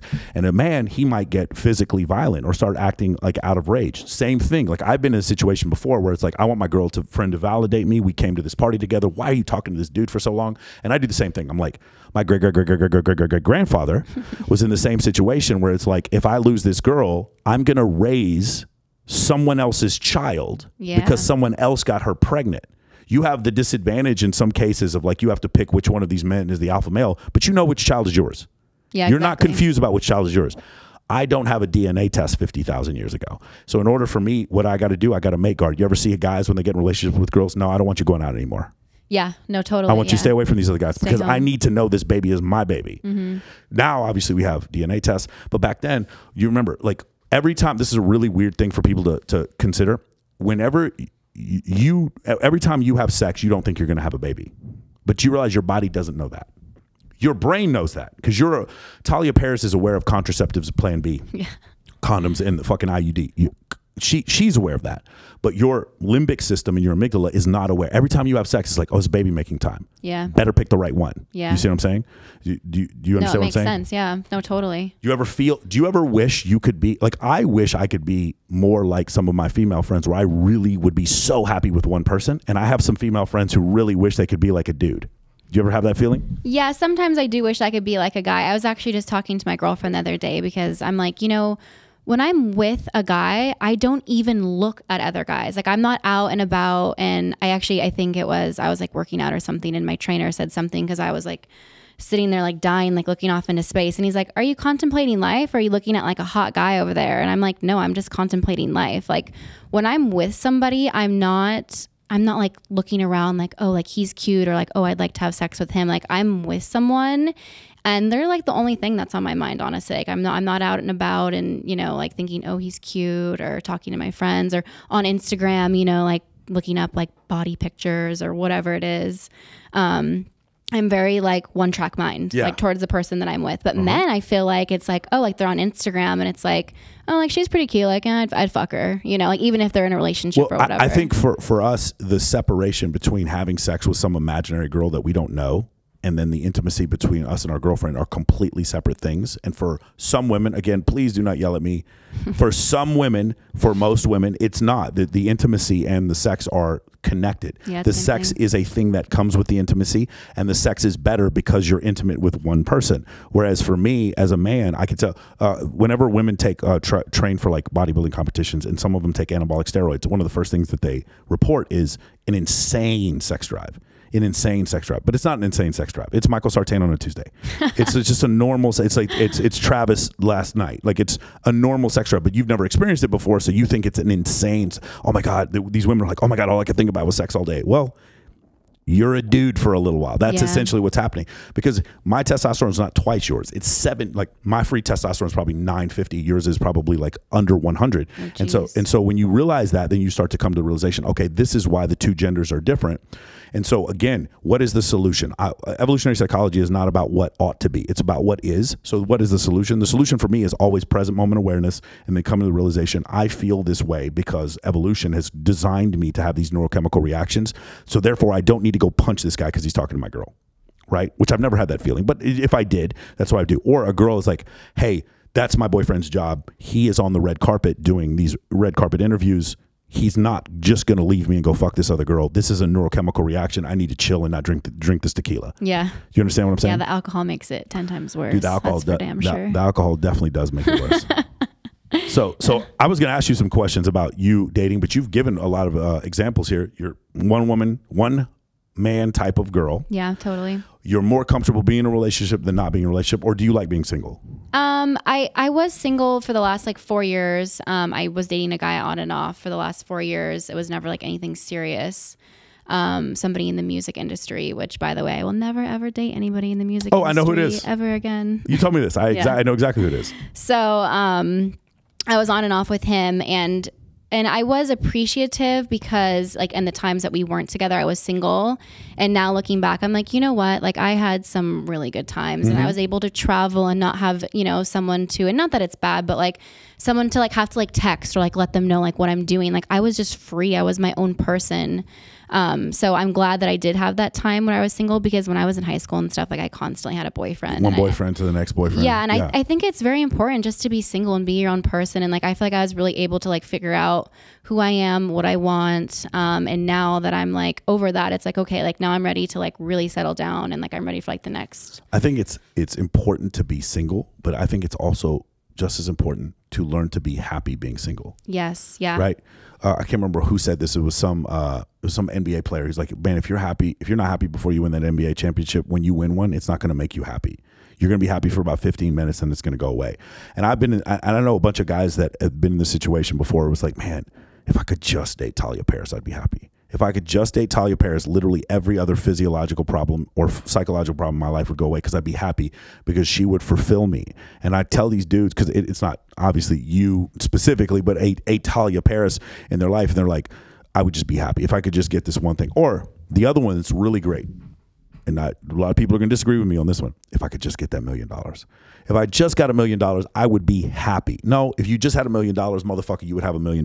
Yeah. It doesn't necessarily mean you'd be happy. Do you ever meet people who are very wealthy? To me, I find that once you cross like $100 million, stuff like that, I see people that have trouble maintaining a certain level of happiness without immense amount of stimulus all the time, right? And so now you see these people who cross over the border every couple years or every season, whatever, from Mexico. These people have nothing and they're happy. And then you see guys with all this money, or Anthony Bourdain. Anthony Bourdain traveled around the world having incredible meals with wonderful, fantastic people, and he hung himself in a luxury suite in Paris. Wow. Yeah, Right? no. Happiness starts from within, and you can't really try to make somebody else happy until you are happy. Yes. And I didn't realize that until the last couple of years. And it's so important to make yourself happy, because it doesn't matter. Yeah, even that $1 million of that person or whatever it is, you need to have the happiness within yourself. You can't just go looking for it in somebody else, because then it's not gonna fulfill you. So that brings up the next point that I'm going to make there is that, so now being happy when you're single. Now I'm in a relationship. Now, a lot of times the relationship is, I promise I'll just be with you forever, right? That's what we're saying. And maybe it's like, I will promise I will be with you forever as long as you and I are both working towards this, or until I find out that you have some deep psychological disorder and I can't make you happy. Yeah. Like, no matter what, at some point I deserve to be happy. And I always think people ought to go into relationships like this. Monogamy, which is something you prefer, I don't think is the natural state of Homo sapiens, and because the anthropological record shows that it's not the natural state of Homo sapiens. If you go to the FitclubLV, you see some of those guys. They're fucking jacked. They're huge dudes, and you know that they have to train 5-7 days a week in order to look like that. If they broke their jaw, got malaria, or had back surgery, you know they'd lose some of that. Yeah, they'd lose some of that mass. That's what monogamy is. Monogamy is you want monogamy. Monogamy is that super fit Jay Cutler every day. But the only way he's going to stay like that is he has to work at it every day. And if you and me are both not on the bench press every day working at it, then it just goes away. It makes sense? Yeah, no, that's the thing, is that a lot of people being in relationships and long term, like they start to fall off, and then that's when things start to fall apart. You always have to work towards it, and work towards yourself too, because you can't, get unhappy and then still continue to try to make somebody else happy. It's all hard work. And at 24, she's already more wise than us, Travis. Do you see this? I'm 43. That's crazy. I can't even. Well, I'm 23, and I'm being pretty wise. You're 23? Yes. Hey, oh my gosh, you're young. There you go. I turned 25 in a couple months. Have you met my You're old. Have you met my I'm an old lady. Have you met my single friend Travis? Oh, hi. I'm single friend Travis. Hi, single friends. My single friend Travis. Thank you. I was 19 years old when you were born. Let's not think about that. Wow. Let's not think about that, Tahlia. And then I was 19 when we met. I was 19. You were 19. Yeah, exactly. I was 38 years old when we met. That's crazy. That's crazy. That's crazy. Are there any specific charities or issues that you feel strongly about? Just Babes in Toyland. Especially, I love the toy drive. I love kids. And the toy drive is so amazing every year. I love bringing like the little different toys. I always try to get like a boy toy and a girl toy. And yeah, I mean, it's a great cause. And also, like, if you're looking to go to like a good event, it's also a good event to go to. It is. Isn't it incredible? It's like the maximum party is $750 for guys, and tables are like $5K. Or you can go to Babes in Toyland for $81. Yeah, no, it's not expensive, and it's for a good cause. Exactly. So it's like you get hot babes, you get good music. Usually they'll do like performances.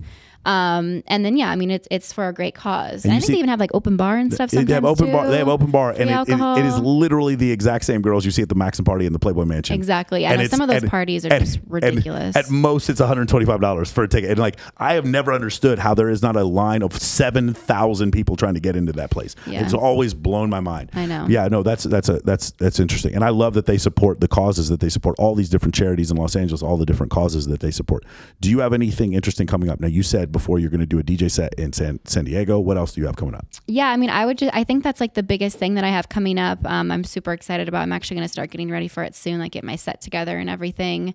And then my birthday is coming up. Like October is usually a super crazy month for me. It's like my birthday, all my family's birthdays, friends' birthdays, Halloween.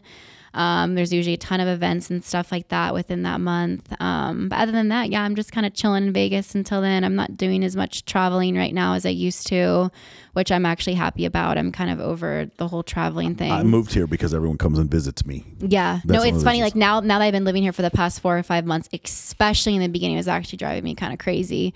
People were like, oh, like I'm in Vegas. Like, let's hang out like every single weekend. There's somebody here. I'm in Vegas. Let's hang out. I'm in Vegas. I'm like, fuck. Like I don't have to travel. I never have to travel anymore. Everyone, my mom comes here twice. Here. Everyone, like all the guys who work with my hedge fund and that whole industry, all of them come here. I don't have to go anywhere. It's terrific. Yeah. One thing you said before, and I blew my mind, like it slipped my mind, and I've been meaning to ask you. You talked about DMing guys back on OnlyFans. Yes, messaging them. That is a fucking performance art. Can you talk about these guys are now messaging you on OnlyFans. You have to message back. Can you talk about that whole thing? It's a full-time job because it's like, it's just like having like, so it's like texting. It's like you respond and then they respond. So it's not just like, it's like an email where like I could like send it out and like maybe I'll hear back in the next day or two. It's usually pretty instant. So it's constant all day. Like I respond and then they respond. And it's not just one guy. It's like, it's several. So it's really a full-time job. And several thousand. And it's rating things like dick pics and, you know, like having to talk naughty. This is what I wanted to know about. Yes, she brought it up. I didn't have to bring it up because I didn't want to bring it up. Okay. Are you aware, Travis, that this is an industry, a massive industry on OnlyFans? I am actually aware of that. You are aware. Yes. Exactly how aware? My ex used to have. Okay, got it. Okay, that's why. Yeah. Okay, now here we go. My friend Paulina Candy. We haven't met, but she lives in London, and we go back and forth. We talk back and forth. She was the first one I ever saw rate the dick pics. Okay, this is a fucking industry. Mm-hmm. There are girls I do believe that make the majority of their yearly income from this one part of their OnlyFans. Okay, you don't have to just talk about that, but like all of these guys are asking me some really odd questions. Can you go over some of those? Like the questions that they've asked me? The questions they ask, the dick pic questions, all that kind of stuff. I mean, I would just say like there's like this one guy, like he sends like a picture like every morning. He'll be like, "Good morning, babe." I think it's like a mass message, honestly, that he sends to like all the girls. Yeah. So like I get like a nice little like selfie of him every morning. Yeah. That's like, "Good morning, babe. Like I hope you have a good day." Yeah.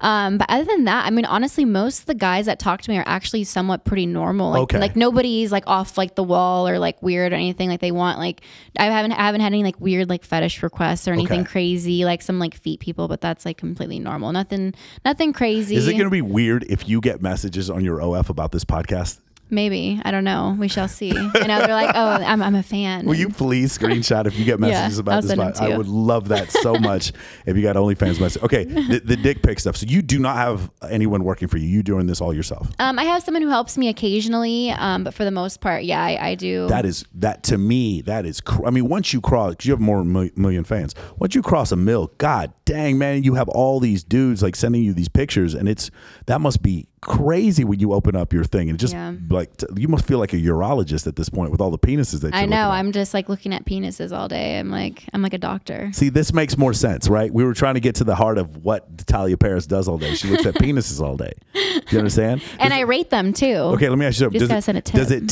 Does it take away from the penis experience overall because you're looking at so many penises? No, not necessarily. There's definitely some penises that aren't like the best looking penises. Yeah, no, what I mean by it is your own personal penis experience. Does it take away from the fact that you've looked at all of these all day? No, I don't think so. Okay, because that's a special penis. Yeah, because it's yours. Yeah, got it. That makes sense. Yeah. It's way better. Yeah, okay. Like my own penis or like my. You understand what I'm saying? Yeah. Yes, we understand that Tahlia Paris does not have a penis. By the way, there'd be nothing wrong with that, and you'd make more money on OnlyFans. Apparently, that's true. I would. That is no judgment. No judgment. You can make a lot of money.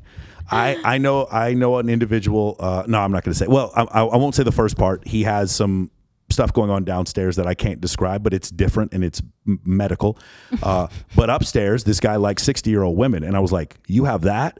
And I was joking with him because he's like, he's just asking me for advice about stuff, and I was like, "You need to start an OnlyFans. Yeah. You're down to have sex with 60-year-old women. You're cool with that, bro? You would make so much money. It'd be crazy." People love the different stuff, like even in the pregnant women, or like the girls with penises. Like people have like a niche for like different stuff. So, and it's honestly like the normal stuff that people aren't even really into right now. Like, so it's like if you have like something different about you, like go start an OnlyFans because you're going to make the most money for sure. Like even like the foot fetish stuff. Like I've seen people, it's like foot fetishes where like they're like putting their feet in different things, whether it's like sand or like gooey, like goo. I don't know. Like people just like different stuff. And it's almost like the ASMR stuff. Like you hear the different texture and the sounds. That's also a big thing. Like I'll be on TikTok and like there's a ton of lives and people are like in the microphone, like making weird noises and stuff.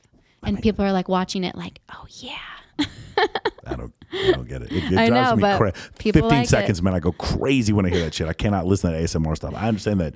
It makes me a little bit eerie, honestly. Yes, like I'm kind of like, right. ooh, like it weirds me out a little bit. The back of your neck. Yeah, I'm like, get goosebumps listening to them talk about it's weird. That stuff. Yeah. Man, I'm just sitting there trying to think. Oh, it's another thing. A friend of mine, she's a pretty big model. This guy kept tipping her.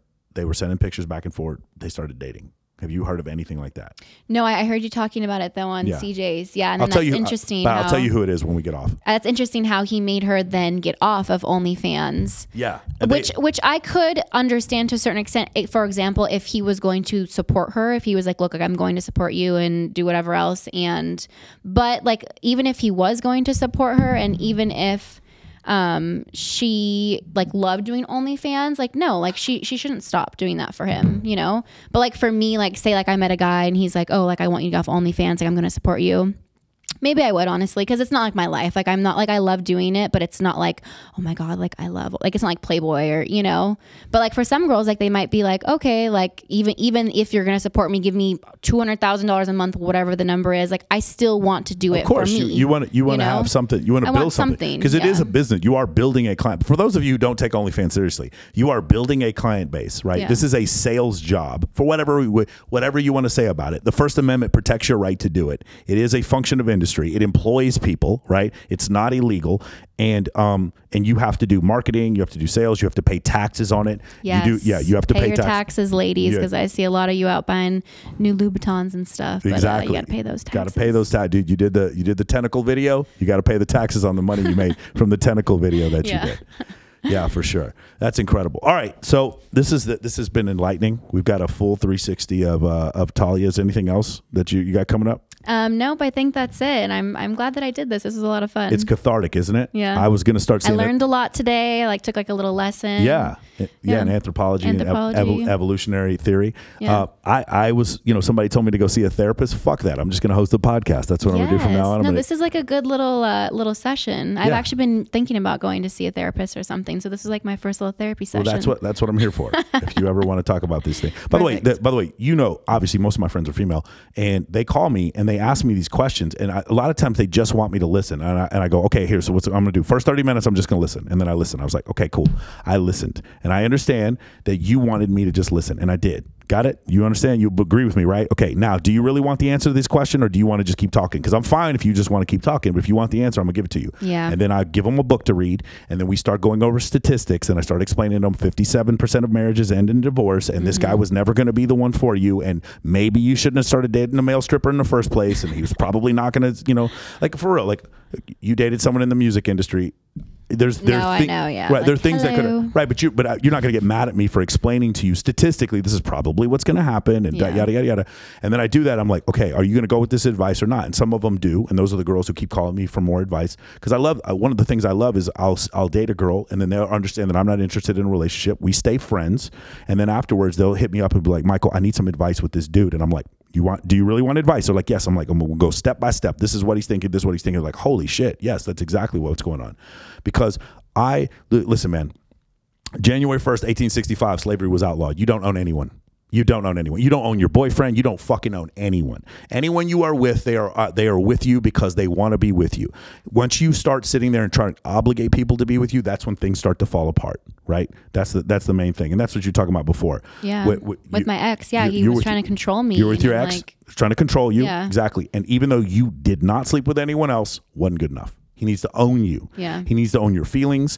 It needed to get to the point where you didn't have fun unless he was the one. I've been in relationships like that before. It's like you had too much fun with people that weren't me. I was like, I didn't fuck any of them. Yeah. You know what I'm saying? I guess that wasn't enough. Yeah. It never is for those kind of people. All right. So if we want to see Tahlia Paris with clothes on, where can we go see her? On Instagram at Tahlia Paris. Yeah, it's spelled right there because my name's a little bit difficult to spell. And then if you want to see me naked, then... that's OnlyFans, Tahlia Paris. The way she said that shit, Travis. I don't know if I'm allowed to say it or not. The way she said that shit. The audio listeners are already going there. I know. If you want to see me naked. I don't know if it's allowed or not, but. I do ASMR. Oh my God. Tap on the. I rub my nails on my cell phone. And we lost all of our subscribers. But yeah, honestly, Instagram sucks right now. So if you want to see the best of me, go to OnlyFans or Twitter, Tahlia Paris too, because I do a little bit of fun stuff on there as well. One last thing, you reminded me of this before we get out of here. Instagram sucks. Go over this. So for someone who doesn't realize, a girl, you made your living off Instagram, let's say from 2015 to 2019, and then what happened? So I actually had my Instagram taken away right before quarantine, so like a year and a half or so ago, and I had it down for like 6 or 7 months. And the thing that was so annoying to me is that I never posted anything bad. Yes. And there was these girls that would post way worse than me, you know, in these tiny little see-through thongs bent over twerking. And like me, it's just like, I honestly would post like bathing suit pictures, like nothing bad at all. And then I got deleted. So I'm like, okay, like if we're going to have like these rules or whatever, they need to be across the board. They can't just be for certain people. And that's what's the most frustrating part is I feel like they pick on certain people, and it's essentially bullying. Like Instagram, I feel like allows bullying to a certain extent on certain people, because like you can go report their page so many times or whatever and it gets taken down. But then there's like that one girl up that like no one really cares about, and she's like half naked. Or for example, I have a fake account of me that has over 450,000 followers that goes by the name Aloob Selena. Every single day I get several DMs about it. Hey, do you know about this account? Do you know about this account? And yes, they've been going strong, I think, for 2+ years. I actually have like a police report against them and everything, but there's nothing that they can do because Instagram just doesn't give a shit. And I have messaged them so many times and they will not do anything about it. And she has pictures of me, or he or whoever it is has pictures of me fully implied, you know, naked holding my boobs, which is not allowed anymore. If I posted that on my feed, I would be deleted in a heartbeat.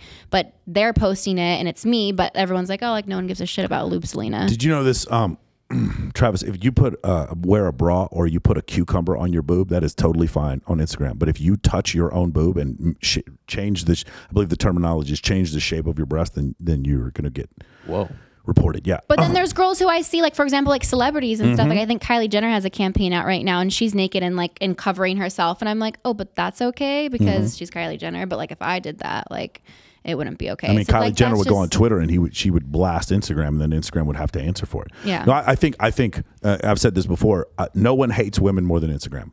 Sorry, if you have a problem with it, come on the show. Have someone on the show, and then I'll have 2 other models on here, and we've got several things for you to answer for. Like, I've seen women get reported for animal abuse and have their account suspended when there's no fucking animals on their account. Explain that before. If I were Instagram, I'd be doing what Instagram is doing, which is saying nothing. You have some vague terms of service. You ban whoever you feel like banning. They tend to just all be women with curves. Yeah. You know, sorry, it just tends to be the thing that you're having. Of course, is there lascivious behavior that I don't want to see? That's fine. Then just have 2 Instagrams. Then just have an opt-in or something like that. I don't care if I see if I see something I don't want to see. I'm not going to blame Instagram for it. It's my job. Like at some point, it is my job to not be offended, right? At certain things, if it's not my business. But you're right.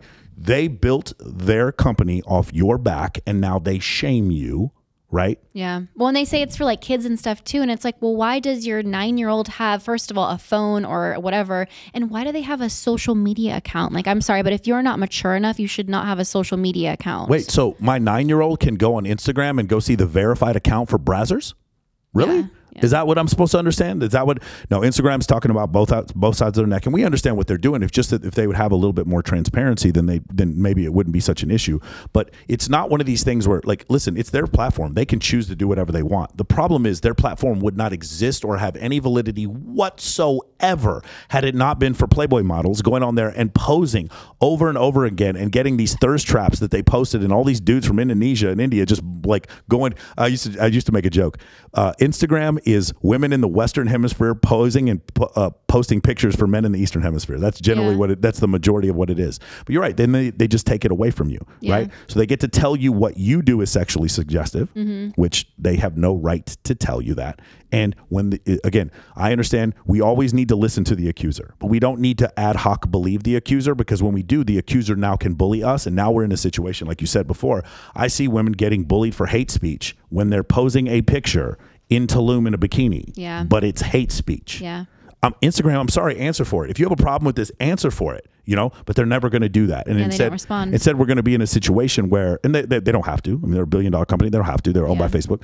But that's the situation that makes me mad, because again, we go back to what I'm saying before. Now we have a situation where women who are very attractive can take advantage. They don't need Playboy to make money off of, right? For years, it's been the attractive woman. There's always been the dudes who step in and then they make the money off the attractive women. And now OnlyFans come on Instagram, and OnlyFans social media comes out, and now we don't need the middleman anymore. These women can make money on their own, and now that they can make money on their own, let's go ahead and shut them down again. That's what it feels like to me, to be honest. Totally, that's what it feels like to me. It's like you couldn't deal with the fact that you wanted to sell advertising, but instead of the Coke and McDonald's advertising, they were looking at Tahlia Paris's boobs, and you just couldn't fucking deal with that. Yeah. That seems like that's the problem. Well, and again, like it's the whole thing where it's like selection, where it's like they're not okay with me doing it, but then they're fine with me, but another account who's underneath another name doing it. So it's like they're selective, and that's like the thing that's so annoying. Like, fine, have these like really weird rules that are stupid, but let's have everybody go for them, not just certain people. And like all these people are getting deleted right now, and it's the same thing, and people are just getting like bullied. So it sucks. All right. Well, you can make her much happier if you do the dick pic thing, I think, maybe. If you do it enough, and then... We can do a dick rating on my OnlyFans. Do a dick rating on our OnlyFans, and if it's good enough, then maybe you can be the next one she dates. I'm just kidding. Slide in the DMs. Slide in the DMs. And just, can you imagine if that works? Some girls doing dick ratings, and then all of a sudden, this is my new boyfriend. I know, right? She's like, well, that's a really nice dick. So, where do you live? There you go. And on that note, we're going to get out of here. Guys, if you enjoyed this episode, please like, rate, and subscribe us. Dude, I can't believe I'm getting all these ratings on podcasts, Apple Podcasts. I didn't realize seeing podcast ratings for myself is crazy. That's so cool. I'm sorry, it is. On YouTube, it's growing really fast, and so I appreciate all of you who have watched it. I'm going to tell you something crazy that happened to me the other day. This person that I swore to God I thought hated me came up to me, and I thought this dude was going to punch me, and he said, dude, I love your podcast. And I was like, really? It's like, yeah, dude, this one girl that I've been trying to message forever to try to come to some of my events would not piss on me if I was on fire. The other day she messages me. She's like, I love your podcast. And I can't, like, I'm stunned. So I want to say thank you. I had no idea after 2 episodes that I was going to get this much love. So awesome. Thank you so much for watching it. Hopefully I can bring some more stuff to you. Please leave in the comments what you enjoyed or what you'd like me to change. I encourage all of you to try listening at double speed, because that's how I listen to these things. I love listening at 1.5 speed, 1.8 speed, double speed. By the way, on Spotify, you can go 3.5 speed. Just let you know. You guys make sure you check out Tahlia Paris and all of her different platforms. You can see her everywhere. If you actually see her with clothes on, you should take a picture with her, because it's very rare. She's actually, as soon as we get done taping this, she's gonna take her clothes off. It's crazy. She's getting in her car and no clothes on. That's the plan. It's too hot here in Vegas. It's too hot. She's just gonna get naked. And guys, I want to say thank you one more time. Thank you once again to Sticky Paws, and we will see you all next week.